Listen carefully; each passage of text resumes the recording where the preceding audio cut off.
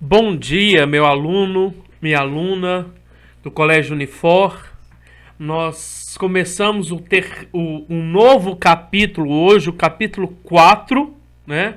E o capítulo 4 vai falar de um dos grandes filósofos, o conhecido filósofo Platão. Bom, mas professor, por que você não vai aparecer? Porque eu acho melhor fazer gravação de vídeo dessa maneira, porque eu vou precisar de algumas imagens. Da outra vez, quando eu gravei, sendo filmado, as imagens não apareceram, não ficou muito legal. Então é essa a justificativa por que estou gravando dessa maneira. E devo gravar as próximas dessa maneira também, porque eu preciso das imagens, tá certo? Então, sejam bem-vindos ao capítulo 4, né? E o capítulo 4 vai falar dos grandes filósofos que eu tenho grande carinho, né? Que é o filósofo Platão. Mas quem foi Platão? Então nós sabemos que ele foi um dos grandes filósofos gregos da antiguidade, considerado o grande pilar, né? O grande pilar da filosofia grega. Olha para você ver. Essa aqui é uma imagem de Platão, tá? E aqui do lado está Aristóteles. Futuramente vocês vão conseguir compreender a diferença de Platão e Aristóteles quando a gente entender Aristóteles. Só que olha para você ver que tem a figura de Platão e Platão está apontando para cima. Depois você vai entender qual o significado de apontar para cima, tá? Então nós sabemos nós devemos saber que Platão não chama Platão. Platão é um apelido, porque o nome dele é Aristóteles, tá? Veio de Aristóteles, mas o dele é Aristóteles. É até parecido com Aristóteles, mas é diferente. É diferente porque o Aristóteles, ou mais conhecido como Platão, nós temos que saber que ele foi, primeiro, discípulo de Sócrates e depois, posteriormente, ele será o mestre de Aristóteles. Desculpa, ele foi discípulo de Sócrates e será mestre de Aristóteles, tá? Então, nós já sabemos que o seu nome verdadeiro não é Platão, que o seu nome verdadeiro é Aristóteles, por causa dos seus ombros largos. E aí nós vamos saber por que ele possuía esses ombros largos, né? Nós sabemos também, ou deveríamos saber, que Platão, hoje eu estou confundindo, tá, gente? Me desculpa. O Platão, ele nasceu provavelmente na Grécia em 427 a.C. e ele pertencia à família aristocrata. Então não temos que lembrar que toda a família aristocrata, né, os eupátridas, possuidores da terra, eles tinham aquela ideia de que por eles serem os fundadores da cidade, né, por eles terem sido escolhidos para serem os fundadores da cidade, os aristocratas e as classes guerreiras, eles tinham uma educação especial. Então, olha lá, como todo aristocrata de sua época recebeu educação especial, estudou leitura e escrita, música, pintura, poesia e ginástica, era um excelente atleta, participou dos Jogos Olímpicos como lutador. Então, dessa desenvoltura dos seus ombros largos vem da luta, né? Então, quem foi Platão? Platão foi um discípulo de Sócrates. Eu acabei de falar sobre isso, mas, acima de tudo, nós vamos falar daqui a pouco que a sua filosofia, ela tentou resolver alguns problemas de Sócrates. Porque nós temos que lembrar que a filosofia de Sócrates não foi escrita. Sócrates não escreveu nada. Quem escreveu sobre Sócrates foi Platão, tá? E aí nós temos que saber também que o Platão, ele fundou uma escola. Nós chamamos a escola de Platão de academia, né? Olha para você ver. Nós temos academia hoje para malhar o corpo. A academia de Platão era para trabalhar a alma, né? E aí essa academia se desenvolveu, ou ao longo do tempo foi desenvolvendo a filosofia e as ciências, e no campo científico dedicava-se especialmente à matemática e à geometria. Olha, por que matemática e geometria? A matemática e a geometria tem um grande valor na filosofia de Aristóteles. Desculpa, na filosofia de Platão. Cuidado, eu tô errando, me desculpa, gente. Então, você vai ver o grau da importância. Platão vai falar o seguinte: quem não souber matemática, quem não saber matemática, não pode entrar na minha academia. E aí também nós sabemos que ele foi mestre de Aristóteles. Então, isso foi um pouco da biografia, né, da vida de Aristóteles, de Platão. Gente, me desculpa, tá? Eu tô errando aqui, mas isso não, a ordem dos fatores não altera o produto do nome, tá? Então nós estamos estudando o Platão. Você vai no seu capítulo, na sua página 63, capítulo 4, está escrito lá Platão lá em cima. E aí, nós vamos, nesse início, né? Eu nem quis cortar, mas eu só detalhei dessa maneira. O que nós vamos estudar para Platão? Então, no primeiro momento, nós vamos estudar as influências recebidas. Então, é a nossa aula de hoje. As influências recebidas, primeiro, de Sócrates. Segundo, dos 3 pré-socráticos. Ele vai resolver um problema que eu falei para vocês lá nas primeiras aulas. Dos 2 problemas, ou um problema entre os pré-socráticos, Heráclito e Parmênides. E depois, ele vai, então, receber a influência da filosofia matemática, né, de Pitágoras. Então, o que é a nossa aula de hoje? Nossa aula seria só esse primeiro tópico aqui, a influência recebida. Depois nós vamos estudar a teoria das ideias e depois a teoria das almas, tá? Isso aqui está tudo detalhado bem na sua introduçãozinha aqui da página 63, tá certo? E agora então nós vamos para a página 64. Na página 64 está escrito assim, ó, os antecedentes do pensamento de Platão. Na página 64, tá vendo que eu tirei um pedaço aí? Eu tirei um pedaço da sua apostila, tá? Eu tirei um pedaço da sua apostila porque eu vou usar um recurso aqui agora, que é o recurso do marca-texto, tá? Então, olha que interessante. Em sua afirmação, e talvez um pouco exagerada, e eu acho que não tem exagero nisso, o historiador ou o historiador inglês Alfred disse que toda história da filosofia posterior a Platão, então posterior a Platão está quem? Está os pré-socráticos e Sócrates. Posterior a Platão, nada mais era do que uma nota de rodapé ao seu pensamento. Isso significa que, em alguma medida, a obra de Platão trabalha todos os grandes temas sobre as quais a filosofia vai debruçar ao longo dos 24 séculos seguintes e o faz de tal forma que Platão escreveu é sempre relevante para o assunto que está sendo tratado. Então, Platão para mim, desculpa, vou falar a verdade, Platão para mim é um dos caras, tá? Logicamente, Aristóteles vai resolver alguns problemas de Platão, como Platão vai resolver o problema de quem agora? Os problemas que Sócrates deixou, tá? Então, na sua página 64, logo embaixo dos antecedores do pensamento de Platão, estão os problemas que Sócrates deixou. Então, presta atenção. O próprio Platão, ele se via como um continuador, né? A tarefa de continuar o pensamento e a filosofia do seu mestre Sócrates, principalmente depois da sua morte. Então, Platão tenta resolver isso aqui, gente. Eu resumi a apostila de vocês, tá? Então tá mais fácil porque eu resumi dessa maneira. Então Platão tentou resolver 2 pontos da filosofia de Sócrates que o próprio Sócrates deixou, tá? E deixou para trás, né? Depois nós temos que lembrar que ele morreu, que ele foi morto, né? Que ele foi julgado a beber cicuta, né? Então, ó, quais são esses 2 pontos da filosofia de Sócrates que apresenta dificuldades?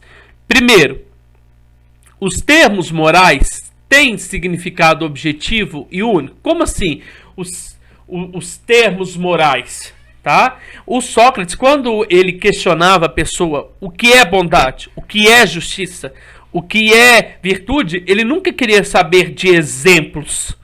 De exemplos. Ou melhor, ele nunca queria saber a sua opinião, porque temos que lembrar que a opinião muda o tempo todo. E o Sócrates achava que todos nós vamos atingir uma ideia absoluta de justiça, ideia absoluta de coragem, ideia absoluta de virtude, de bondade, de beleza. E o Sócrates tinha essa mentalidade, só que ele não explicou como a gente ia atingir essa ideia absoluta. E o Platão fala que sim o quê? Nós vamos conseguir atingir uma verdade absoluta, um termo absoluto de justiça, uma forma absoluta de justiça, uma forma de coragem, uma forma de beleza, uma forma de virtude, e assim por diante. Quer dizer, existe, que nós vamos chamar, que você vai entender daqui a pouco, lá no mundo inteligível, né? Lá no mundo inteligível, as formas, as ideias de justiça, as ideias de coragem, as ideias de bom, as ideias de belo, a ideia de Deus, a ideia do meu marca-texto. Quer dizer, lá tem todas as formas inteligíveis, as formas absolutas, tá? Depois, outro problema que o nosso filósofo Platão vai resolver de Sócrates é a questão da alma, a importância que Sócrates dá à alma. Que nós temos que lembrar que, olha para você, a importância que ele dá para a alma. Porque os gregos não davam importância para a alma. Olha para você ver na sua página 64. Os gregos acreditavam que a alma era dependente e secundária em relação ao corpo. Quer dizer, a alma não é o elemento mais importante. Qual é o elemento mais importante? O corpo. Então, quando o corpo acaba, a alma é secundária. Ela não tem muita tarefa. E para Platão e para Sócrates, não. Sócrates vai falar assim, o que é o ser humano? E ele responde, o ser humano é a sua alma. Então, gente, o que é a alma para o ser humano? Ou o que é a alma do ser humano? É a capacidade racional de pensar, de expressar conhecimento, expressar sentimento. E aí, olha para você ver o grau da importância da alma para Platão. Por quê? Porque Platão vai falar que é só e a partir da alma que nós vamos conhecer, olha o quê? Conhecer o quê? Essas formas inteligíveis de justiça, de coragem, de virtude, de bondade, de belo, de Deus, do canetão, da minha régua. Quer dizer, é sua alma que vai conhecer as essências das coisas, as formas inteligíveis das coisas, tá? E aí é uma surpresa para os atenienses, então, que Sócrates defendia o cuidado da alma e confie a alma a capacidade inteligível, a capacidade de inteligência, da inteligência, né? Para reconhecer o bem e o mal, além de ser responsável por controlar os impulsos do corpo. Torna-se necessário para Platão complementar esse novo entendimento sobre a alma, e ele o fará criando uma teoria que faz ou que traz combinadas concepções originais do conhecimento da alma a partir da moral e da religião, tá? Então, nós vamos depois entender que Platão dá tanta importância para a alma que ele divide o ser humano em três tipos de alma. Em três tipos de alma, tá? Alma concupiscente, alma irascível e alma racional. Ou melhor, a mais importante, racional, depois a irascível e depois a concupiscente. Isso nós vamos dar lá pra frente, tá? Então, deu para entender qual que é o problema que o Sócrates resolve, ou melhor, desculpa, o Platão resolve de Sócrates, tá? Sócrates morreu e deixou coisas meio sem solução. E o nosso amigo, então, Platão vai resolver esse problema, tá? Quais problemas? O problema se existe uma verdade absoluta, se existe uma ideia inteligível, uma ideia absoluta de bondade, uma ideia inteligível de todas as coisas? Sim, existe. Mas aonde está isso? Sócrates não resolveu. Platão vai falar lá no mundo inteligível. E aí ele dá importância para a alma, tá? Nós vamos falar sobre isso mais tarde. Então, na sua página 64, ele vai falar assim: os pré-socráticos reaparecem. Por que reaparecem? Gente, o Sócrates, ele iniciou uma filosofia da moral, né? Uma filosofia antropológica que vai discutir a vida do ser humano, as coisas ligadas ao homem. Só que ele não questionou, ele não voltou para as coisas dos pré-socráticos, os questionamentos dos pré-socráticos, quer dizer, a busca, a investigação sobre a origem, né, sobre a ordem do cosmos. Ele foi diferente, tá? Sócrates foi diferente. Por que Sócrates foi diferente? Porque ele ficou voltado mais para as questões morais, tá? E aí, nós vamos falar que na página 64, Platão, assim como Aristóteles, depois dele, vai reunir as duas tradições. Quais tradições? As tradições dos pré-socráticos, tá? E as tradições socráticas, pré-socráticas sobre a questão do cosmos, socráticas sobre as questões do homem. Por isso que as pré-socráticas são cosmológicas, as socráticas são antropológicas. Então, quais então são essas duas tradições que o Platão e o Aristóteles vai reunir? Socrática. Se há possibilidade dos temas morais absolutos, tem sim, possibilidade sim, de temas morais absolutos. Já falei para vocês. E aonde estão esses temas morais absolutos? Lá no mundo inteligível. E lá dos pré-socráticos, ele vai dar uma solução.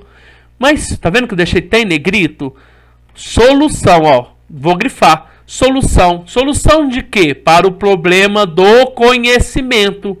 Ou melhor, Platão vai nos explicar. Vai nos explicar o que, professor? Ele vai nos explicar como o ser humano conhece. Como se dá o processo do conhecimento do homem. E aí ele vai conseguir explicar isso para nós, resolvendo essa dicotomia, quer dizer, esse dualismo. Dualismo entre quem? Entre Heráclito versus Parmênides, tá certo? Tranquilo por enquanto?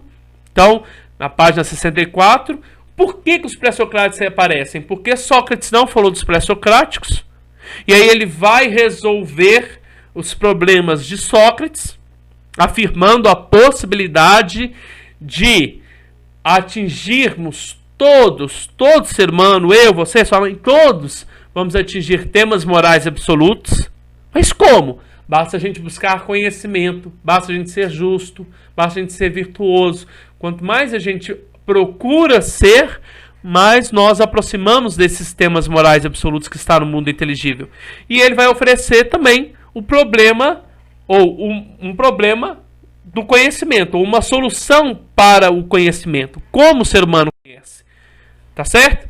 E aí, nós temos que voltar então para os dois grandes pré-socráticos. Os dois grandes pré-socráticos é Parmênides e Heráclito. Tá certo? Parmênides e Heráclito. Então nós estudamos, sempre a gente começa a estudar Heráclito primeiro, tá? Então qual que é a questão de Heráclito? Heráclito vai explicar para nós que tudo muda, tudo se transforma. Qual é a arqué? A arqué é o próprio movimento, tá? Tudo é não ser. Por quê? Porque tudo muda. Eu vou ler aqui para você entender. Segundo Heráclito, não há o que se conhecer, porque o mundo físico está em constante transformação, aqui, assim como o sujeito conhecedor. Então Heráclito vai falar assim: A gente não consegue conhecer todas as coisas. Por quê? Porque tudo muda o tempo todo. O que Platão está... Desculpa, o que Heráclito está dizendo? Que nós não formamos episteme. Que nós formamos somente a doxa. O que significa doxa? Desculpa, estou escrevendo aqui, tá? A doxa significa o quê? Somente a nossa opinião. Agora, quando Parmênides fala que somente o ser existe, Parmênides acredita que só existe a essência imóvel, imutável e eterna. Sendo a aparência, o que seria essa aparência? A doxa. Aquilo que se transforma, considerando-se o não ser. Então, para Platão, Parmênides erra ao negar a existência das coisas sensíveis. E o Heráclito erra ao considerar que nada existe, que o ser humano não existe possibilidade de conhecimento. Então, o que o Platão vai fazer? Ele vai fazer um caminho, quer dizer, ele vai fazer uma ligação entre esses dois filósofos. Então, quando Parmênides fala que somente o ser existe, ele está falando que o que existe é a episteme. O que significa episteme? O conhecimento seguro e verdadeiro, tá? Tô tentando escrever aqui episteme aqui, mas está meio complicado, tá? Então, presta atenção. Como Platão resolve esse problema? Heráclito fala que é impossível conhecer. Parmênides fala que só o ser ou somente uma coisa existe. Heráclito fala que não existe e Parmênides fala que existe. Mas somente uma coisa existe, tá? Então, como o Platão vai resolver? O Heráclito está errado na hora que ele fala da não possibilidade do conhecimento. Parmênides está errado dizendo que as coisas sensíveis, a doxa, não existe, tá? Então, nós vamos entender que para o conhecimento, para Platão, o conhecimento começa por Heráclito, começa primeiro pela doxa, que é pelas coisas sensíveis, e depois a nossa alma, que já teve contato com as coisas sensíveis, vai formar um conhecimento seguro e verdadeiro, formando-se assim, então, a episteme. É meio complicado, né? Mas a gente vai entendendo aos poucos. Com o tempo a gente vai entendendo, tá? Então, qual que é a diferença de Platão? Reunindo as posições filosóficas de Heráclito e de Parmênides, Platão fundou sua teoria do conhecimento. Assim, para Platão, apesar de estarmos no mundo, que mundo que nós vivemos? Ele vai falar assim, no mundo imperfeito, o mundo material, chamado-se de mundo sensível. Nossa alma, quem é a nossa alma? A nossa alma é a que conhece. A nossa alma, a nossa razão, ela faz parte do mundo inteligível. Deve buscar a verdade dos seres que se encontra na dimensão superior. Então, quem é você? Eu sou um corpo. Quem habita dentro desse corpo? A minha alma. Quem conhece a verdade? A minha alma conhece a verdade, não meu corpo. O meu corpo, ele está preso aqui, à doxa, tá? As minhas opiniões. E a minha alma? A minha alma, ela tem que sair da doxa, ela tem que desprender-se do corpo e buscar um conhecimento seguro e verdadeiro. E aonde está esse conhecimento seguro e verdadeiro, professor? Está lá no mundo inteligível. Contudo, surge um problema. Como o ser humano alcança esse conhecimento? Ele vai falar, saindo do mundo sensível em direção para o mundo inteligível. Saindo do mundo sensível, quer dizer, saindo da doxa, saindo das suas opiniões, né? Desprendendo-se das suas opiniões, deixando com que o seu corpo pare de te enganar, né? E acreditando e buscando mais conhecimento. Quem busca esse conhecimento? A sua alma. Então, vamos resumir. Platão, o ser de Parmênides existe e corresponde ao mundo inteligível, pois as ideias inteligíveis, né, todas as ideias inteligíveis de bondade, de justiça, de virtude, de Deus, do canetão, tá tudo lá no mundo inteligível. Ela é perfeita e não muda mais. Então é que nem o seu conhecimento, tá? Quando você forma o conhecimento de uma coisa, é igual o ser de Parmênides, nunca vai deixar de ser, tá? Qual que é a questão do Heráclito, que o Platão falou? O não ser existe e corresponde ao mundo sensível, no qual tudo está em constante movimento. Vamos resumir aqui agora de uma maneira muito mais clara. Vamos ver se vocês vão conseguir entender. O que seria esse ser que existe aqui, que não muda, que não pode mudar? A sua alma, tá? A sua alma. O que corresponde então para Platão o mundo sensível? O seu corpo, tá? O seu corpo é o mundo sensível. A sua alma é o mundo inteligível. Aqui na nossa vida, tá? Aqui no cotidiano. Mas existe duas realidades. Existe a realidade sensível, que é essa que você vive, que Platão vai falar que é a fonte dos erros, que é a fonte da falsidade. Nós estamos presos pelo corpo aqui neste mundo sensível, mas o real, verdadeiro, onde está todas as ideias verdadeiras, né, imutáveis, perfeitas, está lá no outro mundo, tá?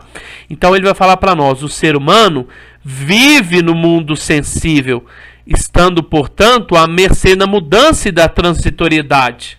Quer dizer, nós estamos à mercê do erro.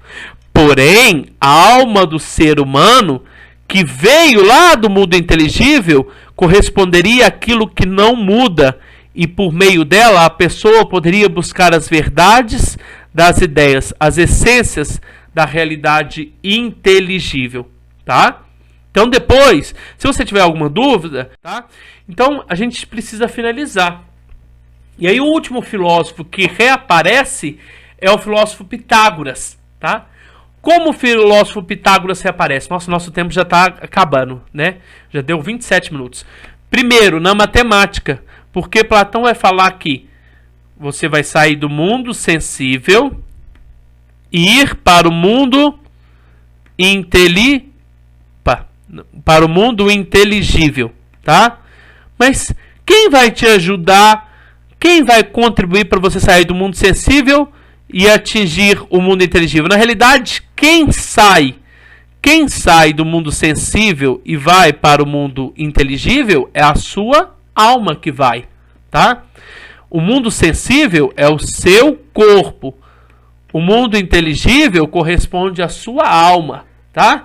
E aí ele vai falar que quem colabora, quem ajuda aqui para a alma chegar até próximo do mundo inteligível, ele vai falar que é a matemática.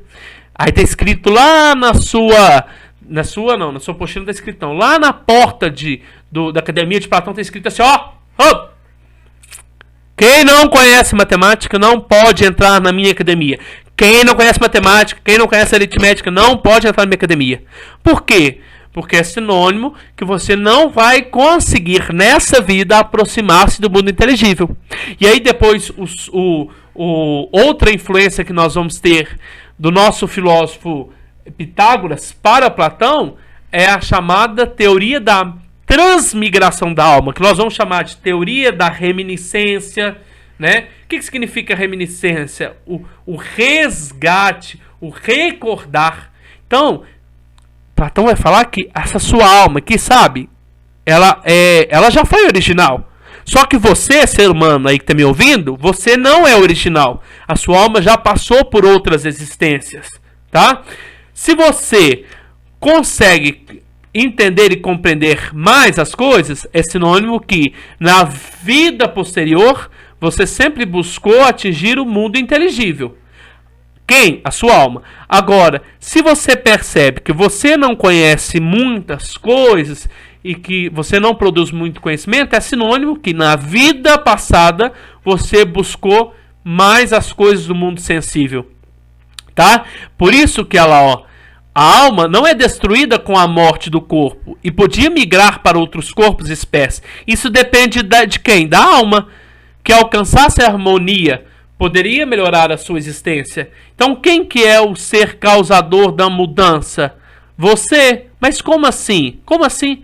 Se você, nessa vida que você está vivendo agora, está mais preso aos sentidos, à sensação, às vontades do corpo, você está ligado mais ao mundo sensível. Então é sinônimo que na próxima vida a sua alma vai continuar presa ao mundo sensível, aos desejos da carne, às vontades, aos sentimentos.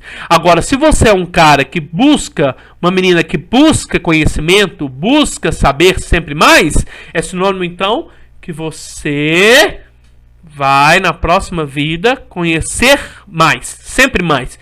Como assim, professor, conhecer mais? Aí nós voltamos então à questão da reminiscência da alma. Eu preciso acabar a aula. O que significa reminiscência da alma? Está dizendo, vai dizer para nós, que em outros momentos eu vou falar para vocês, que a sua alma não é única. A sua alma já conheceu a verdade. A sua alma nasceu lá no mundo inteligível. Presta atenção. A sua alma nasceu no mundo inteligível. A sua alma já foi original, ela nasceu lá no mundo inteligível, ela contemplou todas as formas inteligíveis, ela veio para o mundo sensível, ela bebeu a água do esquecimento e começou todo o processo do conhecimento, até chegar o momento da sua morte, e você volta novamente para o mundo inteligível, depois o mundo que você contempla tudo de novo, você volta para o sensível, e a sua alma sempre vai buscar conhecimento, buscar conhecimento, buscar conhecimento, buscar conhecimento. Isso depende de você. Tá? Isso vai